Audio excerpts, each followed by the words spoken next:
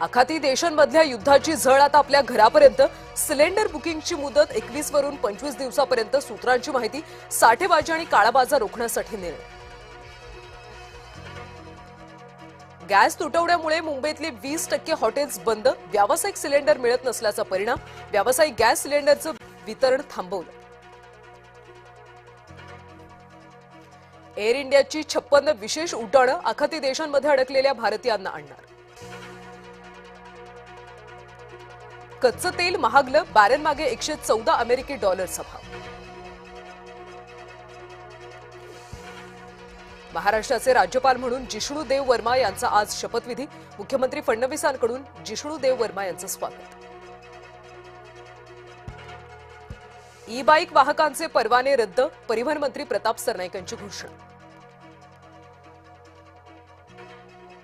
बारामती विमान अपघातातल्या पीडितेच्या भावाला धमकी. वादग्रस्त व्हीके सिंगनं धमकी दिल्याचा अमोल मिटकरी यांचा दावा. केंद्र योग्य त्या उपाययोजना करतंय. इंधन सप्लायच्या अफवा नकोत. मुख्यमंत्र्यांचा अफवाबाजांना सज्जड दम. एकनाथ शिंदेंच्या विनंतीनंतर बच्चू कडूंनी आंदोलन आटोपलं. 2 मंत्र्यांच्या मध्यस्थीला यश.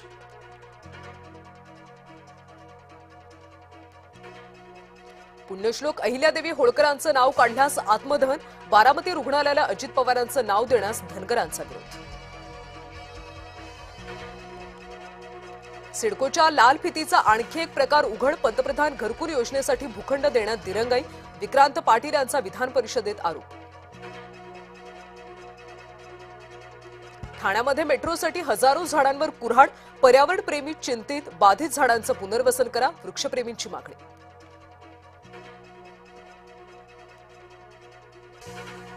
राज्यातील वाढती वाहतूक कोंडी आणि शहरी प्रदूषणाला आळा घालण्यासाठी नवीन ऑटो रिक्षा तसंच ओला, उबर, रॅपिडो कंपन्यांना दिलेले बाईक टॅक्सी परवाने तूर्त रद्द. परिवहन मंत्री प्रताप सरनाईक यांची माहिती. नीटचा अर्ज भरण्यासाठी आता 11 मार्चपर्यंत मुदतवाढ. राष्ट्रीय परीक्षा एजन्सीचा निर्णय.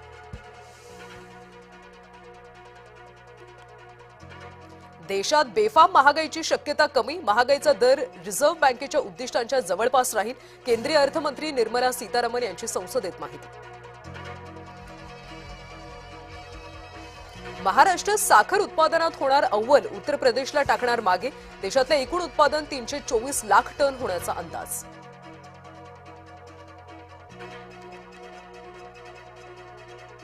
अतेझा तासे आता झाली आद्या सुरवे. मिस इंडिया स्पर्धक महिलेची हिंदू धर्मात वापसी. मुसलमानाशी लग्न केल्यानं झाला छळ. छळाला कंटाळून इस्लाम सोडला. पुणे महानगरपालिकेचं 13,000 कोटींचं अंदाजपत्रक. पाणीपुरवठा विभागासाठी सर्वाधिक 2,077 कोटींची तरतूद. इंडोनेशियाचा भारतासोबत करार. ब्रह्मोस क्षेपणास्त्र प्रणाली भारताकडून खरेदी करणार. यापूर्वी फिलिपिन्सनं ब्रह्मोस क्षेपणास्त्र खरेदी केलं होतं.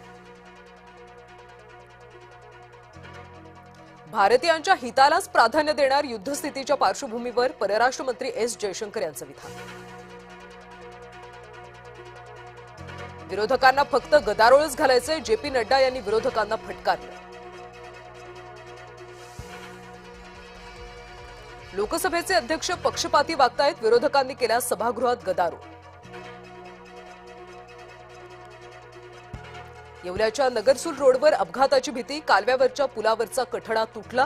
अपघात झाला. जबाबदार कोण? नागरिकांचा संतप्त सवाल. मुंबईकरांनो डोकं सांभाळा. मुंबईत पुन्हा उष्णतेची लाट येणार. उष्ण वारे कोकणाकडे वाहायला सुरुवात.